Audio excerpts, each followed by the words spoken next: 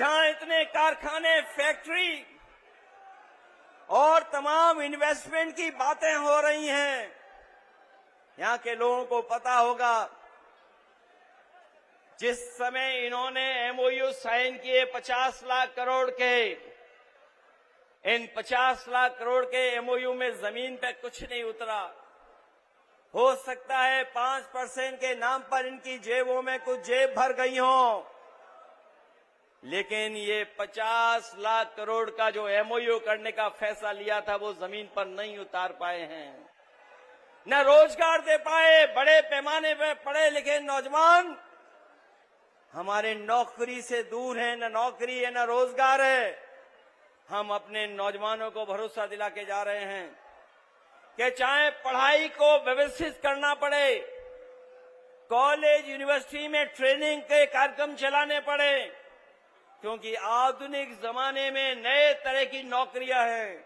अगर उनके लिए काम करना पड़ेगा तो अपने आसपास के ग्रामीण क्षेत्रों के नौजवानों को ट्रेनिंग दे करके उनको रोजगार, नौकरी देने का काम भी आने वाले समय में होगा। दादरी की ये समाजवादी समानता भाईचारा रैली,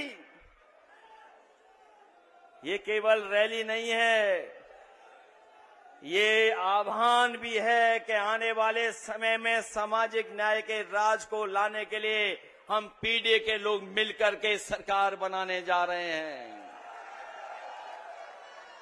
आज ये लोग जो अपना हक, अधिकार, मान सम्मान को फिर से पाने के लिए इकट्ठे हुए हैं, वो लोग एक बहादुर कौम के रूप में सच्चे देशभक्त और स्वतंत्रता सेनानी के इतिहास में दर्ज हैं और हमेशा रहेंगे और भविष्य के इतिहास में सामाजिक न्याय के सेनानी के रूप में भी देखे जाएंगे।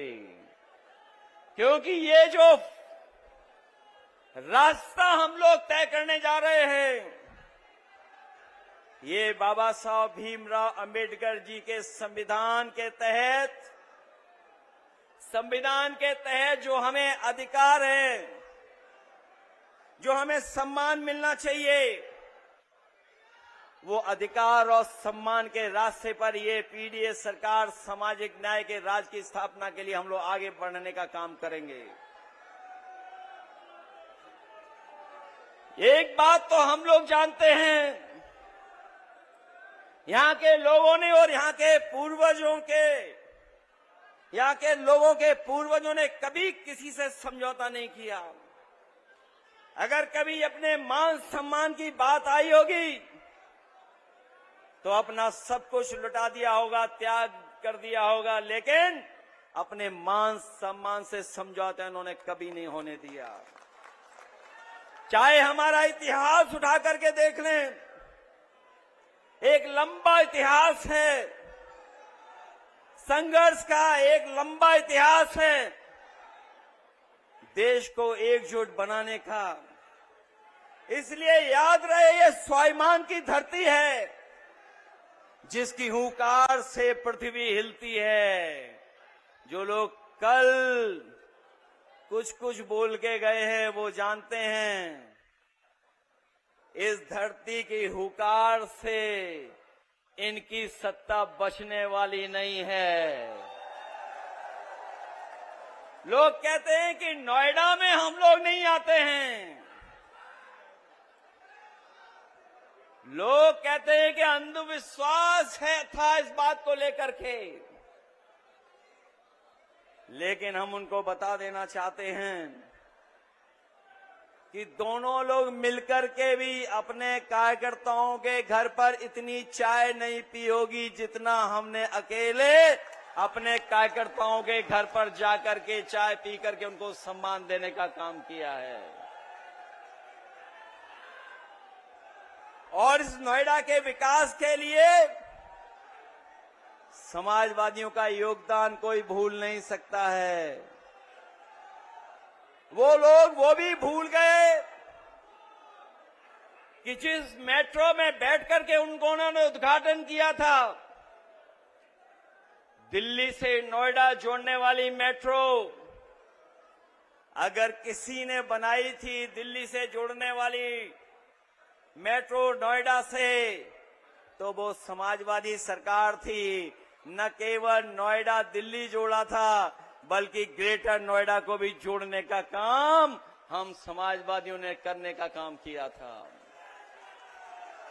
विकास के तमाम फैसले हमारी सरकार में हुए हैं। जो लोग ये दावा कर रहे हैं फ्रेट कॉरिडोर बन जाने से ईस्ट वेस्ट एक जगह जुड़ गई है, अगर ईस्ट वेस्ट फ्रेट कॉरिडोर को और डीएमआईसी के गठन को और नोएडा, ग्रेटर नोएडा और आसपास के जिलों के विकास को आगे बढ़ाने का अगर किसी ने काम किया था तो वो समाजवादी लोग थे, समाजवादी सरकार थी।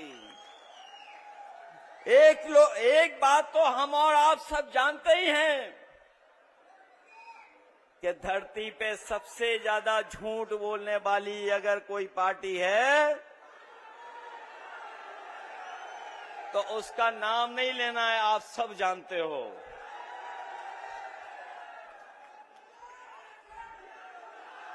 ये पीडीए केवल सामाजिक और मानसिक परिवर्तन लाने का हमारा बहुत बड़ा सकारात्मक आंदोलन है, जिसकी शुरुआत हम लोग आपसे करने जा रहे हैं, आपसे होगी।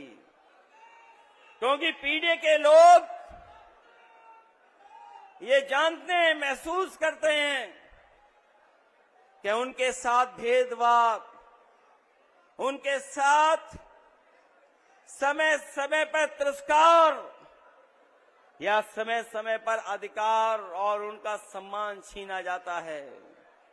न केवल पीडीए के लोगों का बल्कि उनके घर परिवार के लोग भी महसूस करते हैं।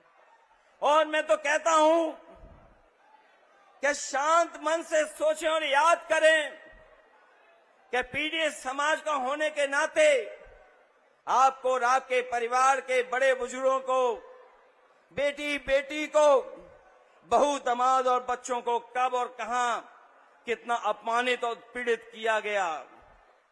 कभी लोगों के बीच, कभी सड़क पर, कभी गांव में, कभी पंचायत में, कभी स्कूल में, कभी काम पर, कभी फैक्ट्री कारखाने में, कभी कार्यालय में, और न जाने कहां कहां हमें उत्पीड़न, उपेक्षा और तिरस्कार झेलना पड़ा है। हमारी योग्यता और प्रतिभा पर कैसे कैसे कटाक्ष हुए हैं और हम किस तरह अहंकारी लोगों की छीटाकसी का शिकार होना पड़ा है। ये अहंकारी लोग पीडीए के लोगों को समय समय पर अपमानित करते हैं। अब सिर्फ न्याय के राज की थोती बात से काम नहीं चलने वाला, हमें सामाजिक न्याय का राज लाना होगा।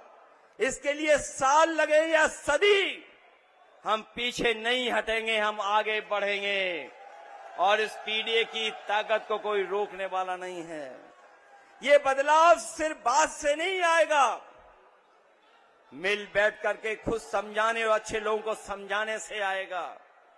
दरअसल हमेशा से समाज में दो ही भेद रहे हैं। एक तरफ उत्पीड़न और उपेक्षा करने वाले लोग होते हैं, एक तरफ वो अहंकारी लोग हैं जो उत्पीड़न और उपेक्षा करते हैं, और दूसरी तरफ उत्पीड़ित और उपेक्षित लोग होते हैं। सच तो यह है कि लोगों पर अत्याचार या जुल्म किसी जात धर्म देखकर नहीं होता। जुल्म सदैव निर्बल और निर्धन पर होता है, और ऐसे कमजोर व गरीब लोग हर जात धर्म में होते हैं। इसलिए हमने पीड़ित, दुखी, अपमानित लोगों को एक साथ लाने के लिए पीडीए की शुरुआत की है, और पीडीए के लोगों ने मिलकर के अभी कुछ दिन पहले ही भारतीय जनता पार्टी का मुकाबला कर करके उन्हें पीछे धकेलने का काम किया है। हम कहते हैं कि जो पीड़ित है वो पीडीए है, और पीड़ा ही, हमारी पीड़ा ही वो धागा है जो हम सब पीड़ितों को एक सूत्र करता है, एक साथ जोड़ता है। पीडीए एक प्रोग्रेसिव है, पॉजिटिव और आगे बढ़ने का सामाजिक आंदोलन भी है। जिसने अपमान के, अत्याचार की, अन्याय की, उत्पीड़न की, उपेक्षा की, भेदभाव की पीड़ा नहीं झेली है, वो कभी भी हमारे दुख को नहीं समझ सकते हैं। वो हमदर्दी तो दिखा सकते हैं, लेकिन वो लोग हमारा वो दर्द महसूस कर सकते हैं जो हमारे घर को गंगा जल से धुलवाने पर हमको हुआ था, या मंदिर जाने पर, मंदिर धुलवाने पर हमने महसूस किया था। हम ऐसे नकारात्मक लोगों को मिटाना नहीं चाहते हैं, बस समझाना चाहते हैं कि अब दौर बदल गया है। पीडीएस समाज एकजुट हो गया है। अभी भी मौका है ऐसे पीडीएस समाज विरोधी लोग अपनी भेदभाव वाली, नकारात्मक राजनीति, धोखेबाज वाली चालबाजी छोड़ दें, नहीं तो उनका भविष्य नहीं है। और आज उनके झंडे उतर गए हैं, कल वो तो सत्ता के सिंहासन से भी उतार दिए जाएंगे।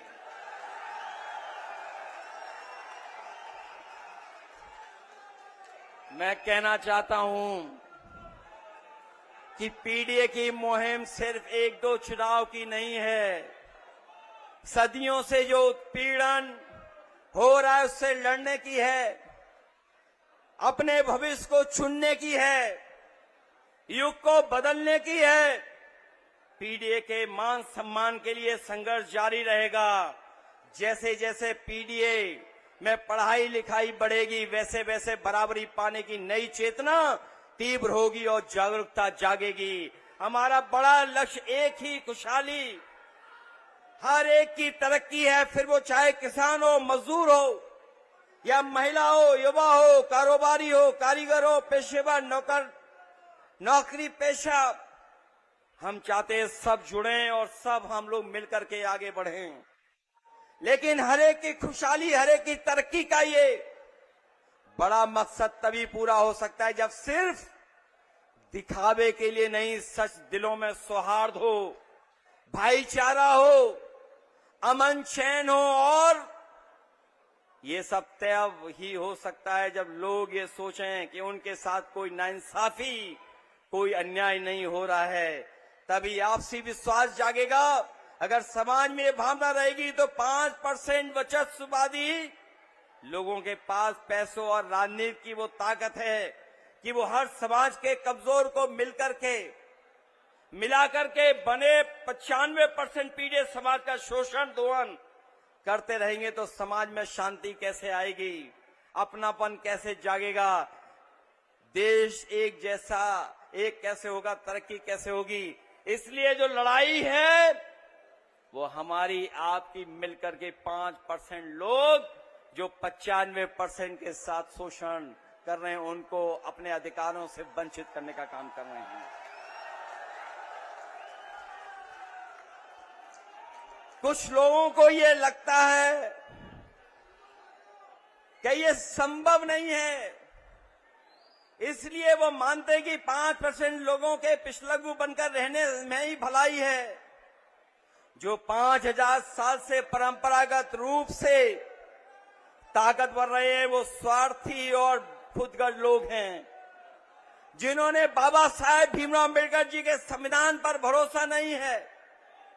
शोषणकारियों के खिलाफ बाबा साहेब हमें कागज का ऐसा दस्तावेज देकर गए हैं जो लोहे की तलवार से ज्यादा मजबूत है।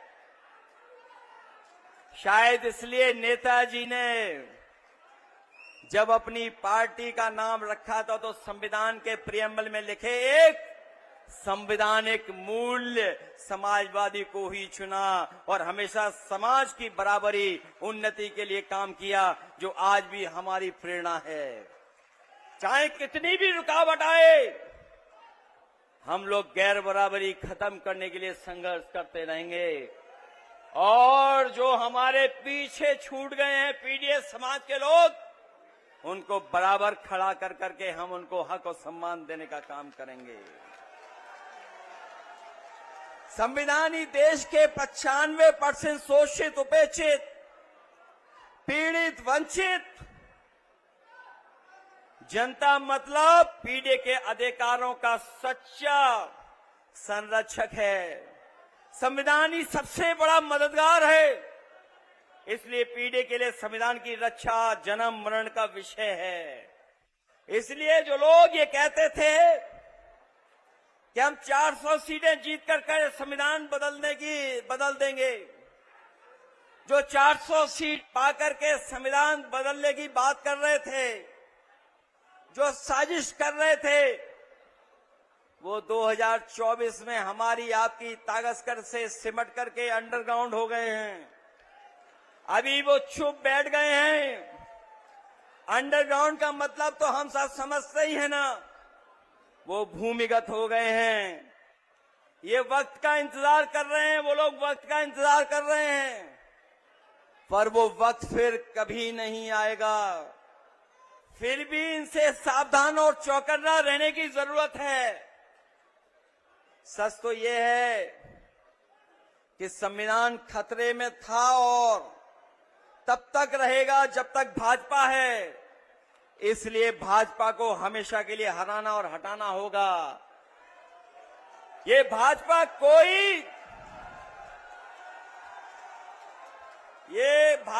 कोई दल नहीं है। ये दरारवादी, भेदकारी, नकारात्मक विचारधारा वालों का गिरोह है। और ये मैंने एक मौके पर नहीं कहा है, कई मौकों पर कहा है कि भारतीय जनता पार्टी कोई राजनीतिक दल नहीं है। ये नकारात्मक, दरारवादी, भेदकारी गिरोह है। विभाजनकारी विचारधारा हमेशा के लिए खत्म होनी चाहिए। इनकी परमानेंट रूप से हटाना ही एकमात्र समाधान है। इसलिए पहले हम कहते थे भाजपा हटाओ, संविधान बचाओ। आज कह रहे हैं कि नकारात्मक विचारधारा मिटाओ, संविधान बचाओ। और जब तक नकारात्मक विचारधारा नहीं हटेगी, तब तक हम लोग कामयाब नहीं होंगे। भाजपा अब तक बेईमानी से सरकार बनाती रही है। आपने देखा है बाई इलेक्शन में कि किस तरीके से इन्होंने बेईमानी कर करके हम लोगों को हराने का काम किया है। लेकिन हम जानते हैं इस बार जब पूरे प्रदेश का चुनाव होगा तो ये भारतीय जनता पार्टी की 420 403 विधानसभा में चलने वाली है। क्योंकि जो लोग अधिकारी जिनके माध्यम से ये शोषण और हमें और आपका चुनाव लूटते थे, वो भी आज निराश हो गए हैं। ऐसे अधिकारी जिन्होंने फेक इनकाउंटर किए हैं, वो भी भारतीय जनता पार्टी से दुखी हो रहे हैं। और याद कीजिए, जब पहला फेक इनकाउंटर हुआ था,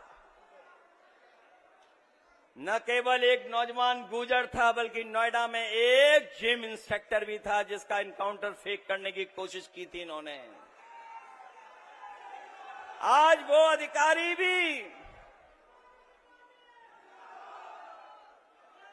वो अधिकारी भी दुखी हैं, क्योंकि वो जानते हैं जब कभी भी उन्हें अदालत में जाना पड़ेगा और जब अदालत इन कर्मचारी अधिकारियों को सजा सुनाती है,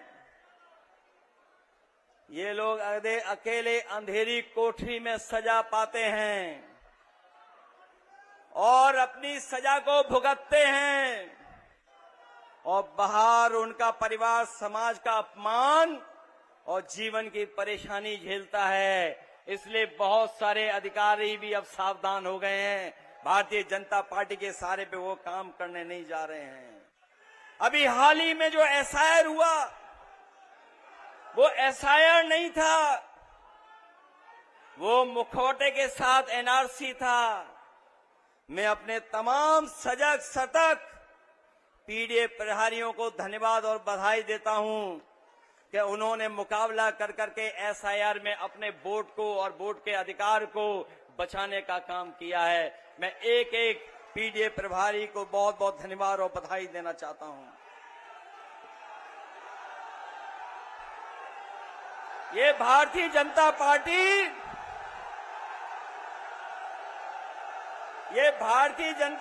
ये दल नहीं है। भारतीय जनता पार्टी दल नहीं है, ये ड्राई क्लीन की दुकान है। भारतीय जनता पार्टी दल नहीं है, ये ड्राई क्लीन की दुकान है। जितने भी भ्रष्टाचारी हैं वहीं जाकर के इकट्ठा हो रहे हैं, लूट भ्रष्टाचार कर करके भारतीय जनता पार्टी उन्हें शामिल करने जा रही है। और भारतीय जनता पार्टी महाझूठ का भंडार है। इनके हर वादे और दावे झूठे हैं। ये जुमलाबाजी लोग, इनकी हर बात उल्टी होती है। जब ये कहते हैं कि 15 लाख देंगे, करोड़ों नौकरी हर साल देंगे, किसानों की आय दोगुनी करेंगे, करोड़ नौकरी हर साल देंगे, गन्ने का भुगतान समय पर करेंगे, छुट्टा पशुओं से खेती को बचाएंगे, तो ये समझ लेना ये लोग महाझूठ बोलते हैं। इनका हर बात हर वादा झूठा निकला। कोई वादा ये जमीन पर नहीं उतार पाए हैं। जो बदलाव लाए उससे महंगाई बढ़ी है, भ्रष्टाचार बढ़ा है। और अब तो उनके लोग भी इंतजार कर रहे हैं कि चुनाव करीब आए तो पाला बदल ले। लेकिन हम लोग कहना चाहते हैं कि पाला बदलने वालों पे भी हम लोग नजर रखने वाले हैं। और नौकरी इनके एजेंडे में कभी नहीं रही। और नौकरी इनके एजेंडे में इसलिए नहीं रही क्योंकि बाबा साहब भीमराव अम्बेडकर जी का संविधान और संविधान के तहत आरक्षण मिलने का इनके एजेंडे में कभी नहीं रहा। इसलिए सरकारी नौकरियां कभी नहीं देते हैं और इसीलिए जानबूझ करके पेपर लीक कराते हैं। पेपर लीक करा करके नौजवानों को निराश कर रहे हैं। आने वाले समय में हम नौजवानों को कहना चाहते हैं, नौजवानों से संवाद करने के साथ साथ हम लोग भारतीय जनता पार्टी की वो भी पोल खोलेंगे कि कितने पेपर लीक हुए हैं और कितनी परीक्षाएं रद्द हुई हैं। हम लोग अग्निवीर कभी स्वीकार नहीं कर सकते हैं। जो लोग कहते हैं कि टेक्नोलॉजी से वार लड़ा जाता है, हवाई जहाज से लड़ाई लड़ी जाती है, महंगे महंगे हवाई जहाज खरीदे हैं, महंगी महंगी बड़ी बड़ी मशीनें खरीद ली, लेकिन हाल फिलहाल की जो लड़ाई हम लोग दुनिया की देख रहे हैं उसमें टेक्नोलॉजी का कितने बड़े पैमाने पर इस्तेमाल हो रहा है। और याद रखना, टेक्नोलॉजी से कितनी भी लड़ाई लड़ी जाए, लेकिन जमीन का कब्जा तभी होता है जब फौज आगे बढ़कर के जमीन को कब्जा करने का काम करती है। इसलिए जो अग्निवीर की व्यवस्था लाए हैं, जब भी समाजवादियों को मौका मिलेगा वो हम लोग उस व्यवस्था को हमेशा हमेशा के लिए खत्म कर देंगे। जो विकास की गति हम लोगों ने बढ़ाई थी, आगरा लखनऊ एक्सप्रेसवे और नोएडा से जोड़ने वाला एक्सप्रेस, हमारे नौजवान जानते होंगे। यहीं के नौजवान जब साइकिल चला करके आगे बढ़े थे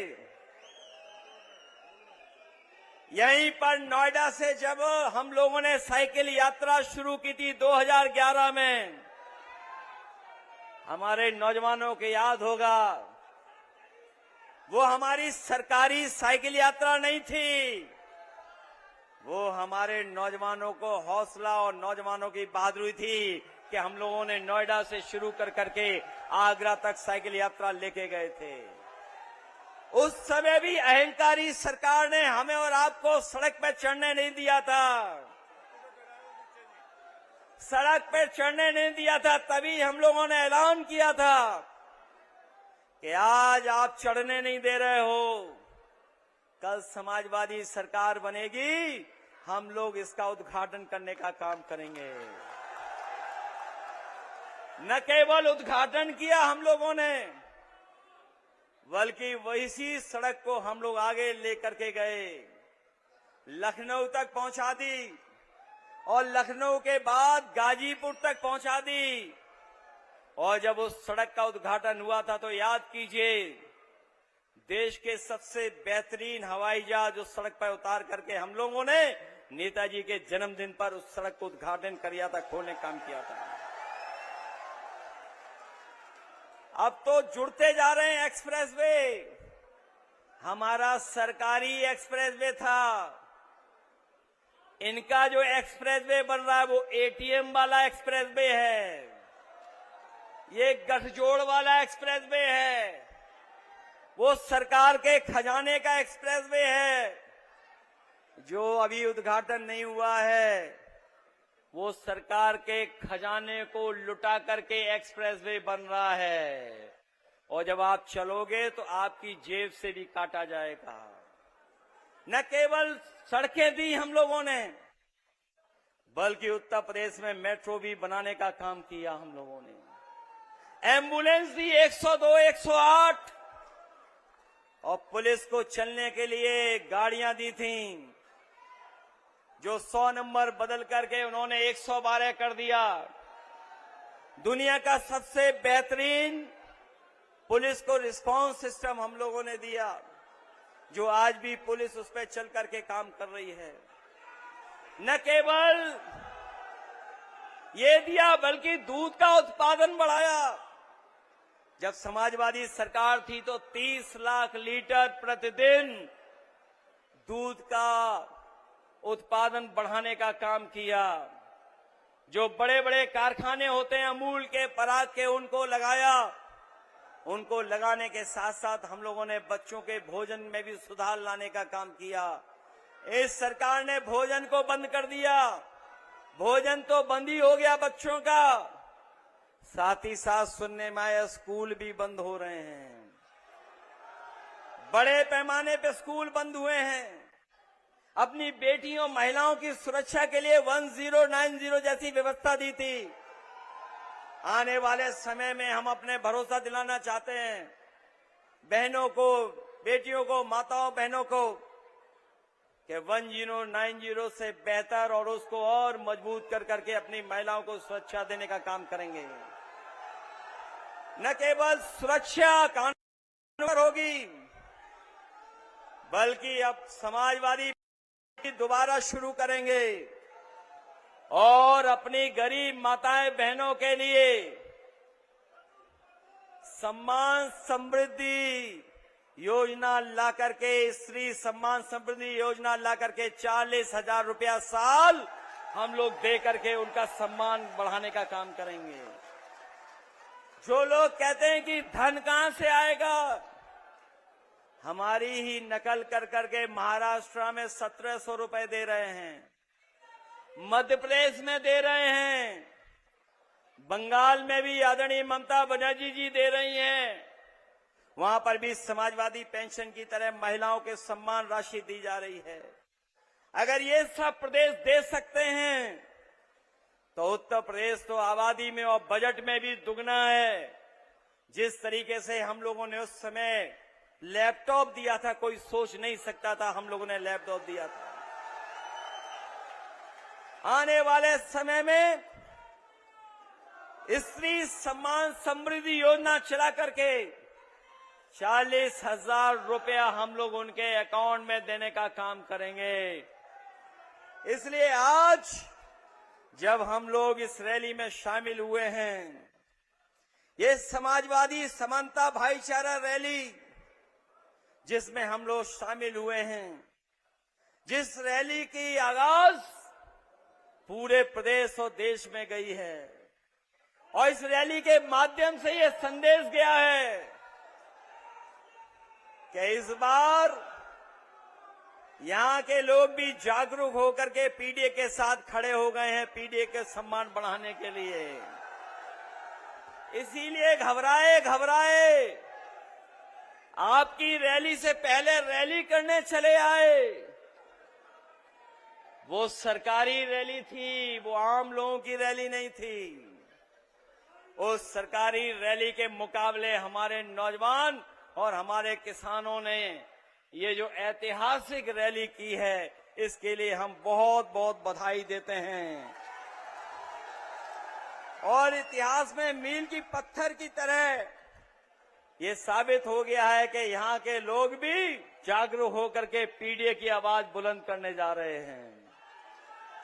इसलिए मदद करिए आप लोग और इस लड़ाई को और मजबूत कीजिए। मैं एक बार फिर अपने अध्यक्ष, जिनकी अध्यक्षता में ये कार्यक्रम चल रहा है, हरीश पाल जी, उनका मैं धन्यवाद देता हूं।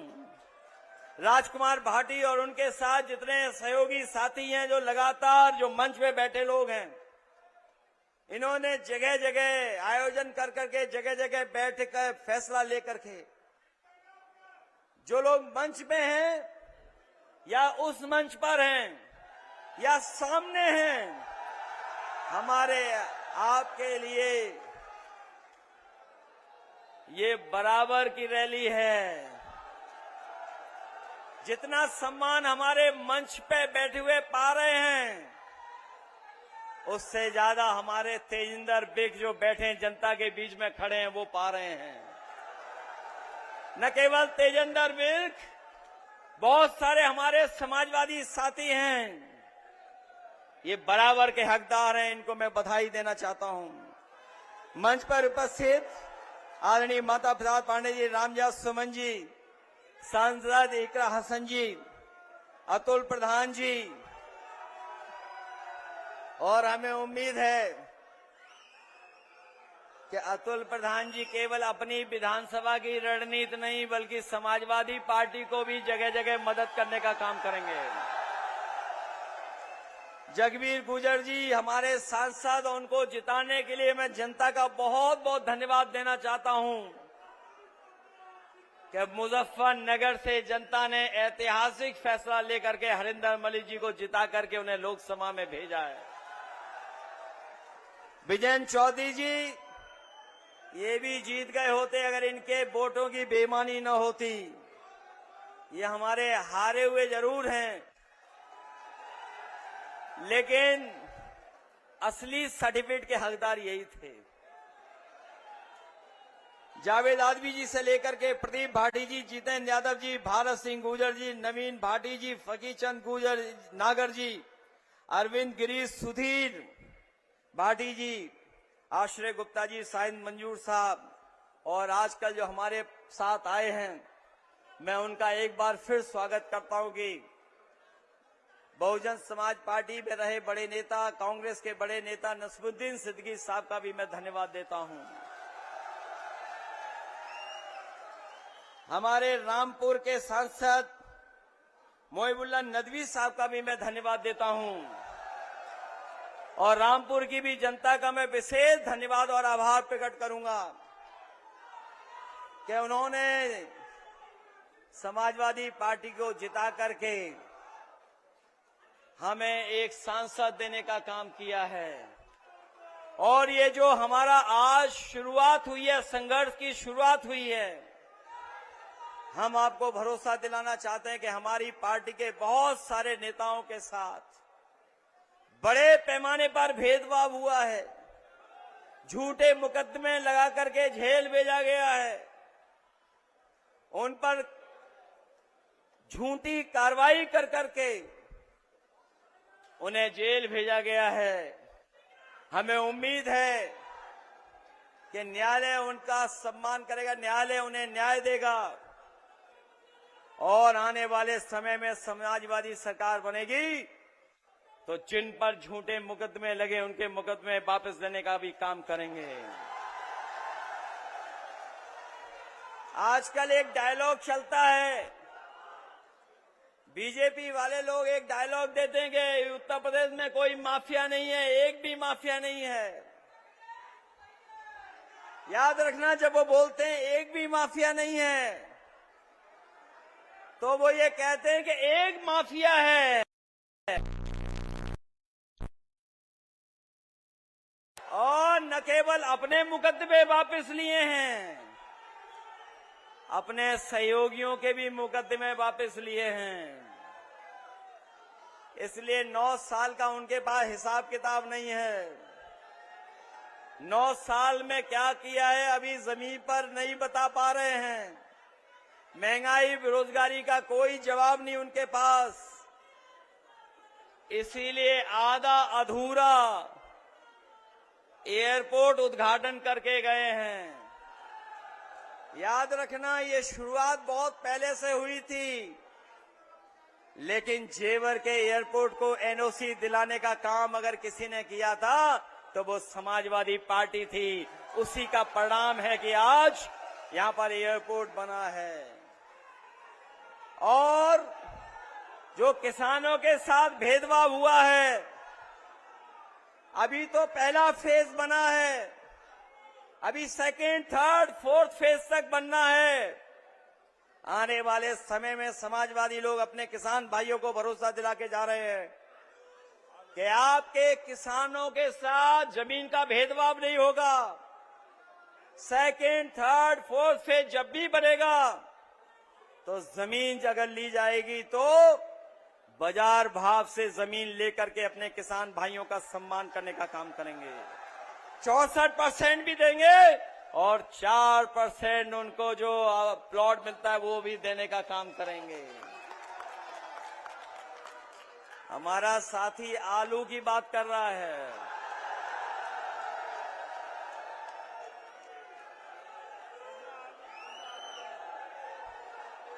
इन्होंने तो वादा किया था कि गन्ने की भुगतान हम 15 दिन में कर देंगे। बताओ किसान भाइयों कितना भुगतान हो पा रहा है 15 दिन में। छुट्टा जानवरों से राहत दे देंगे और आलू को भी खरीदेंगे। ये समय समय पर वो कानून लाते, काले कानून, जिससे जमीन छीनी जाए, किसानों की जमीन कब्जा कर लें। ऐसा हम लोग होने नहीं देंगे। समाजवादी सरकार बनाओ, हम लोग किसानों का सम्मान कर करके उनको लाभ देने का काम करेंगे। इन्हीं शब्दों के साथ हम सब आपको धन्यवाद देते हैं और उम्मीद करते हैं कि इस पीडीए की लड़ाई और आगे बढ़ा करके हम सब लोग मिलकर के न केवल मान सम्मान बल्कि राजनीति में भी स्थान देने का काम हम लोग करेंगे। बहुत बहुत धन्यवाद और बहुत बहुत आभार प्रकट करता हूं। जहां हमारे बहुत बहुत धन्यवाद डॉक्टर नितिन तोमर शिक्षक क्षेत्र में और दूसरे हमारे एडवोकेट प्रमोद धर्मेंद्र भाटी जी, धर्मेंद्र यादव जी और सीनियर लीडर्स का भी धन्यवाद करता हूं कि उन्होंने जो हमारे साथ बड़ी संख्या में समाजवादी विचारधारा से जुड़े हैं। मैं अपने शर्मा जी कहाँ गए, हमारे प्रोफेसर टीचर चौहान, उनका भी धन्यवाद देते हैं जो हमारे बड़ी संख्या में समाजवादी पार्टी में शामिल हुए। हम एक एक कार्यकर्ता और नेता का धन्यवाद देते हैं और उम्मीद करते हैं ये जो लड़ाई हमारी है पीडीए के सम्मान को पाने की, जो हमारे आगे बढ़ने का जो संघर्ष है, उसको आप हम सब लोग मिलकर के आगे बढ़ाने to काम करेंगे। आप सबका बहुत बहुत धन्यवाद और आभार प्रकट करता हूं। अध्यक्ष जी, मैं माननीय सांसद धर्मेंद्र यादव जी और अदर सीनियर लीडर्स का भी धन्यवाद करता हूं कि उन्होंने अपनी बात को माननीय राष्ट्रीय अध्यक्ष जी की बात में समाहित किया। उनका विशेषकर धन्यवाद। सिंह यादव का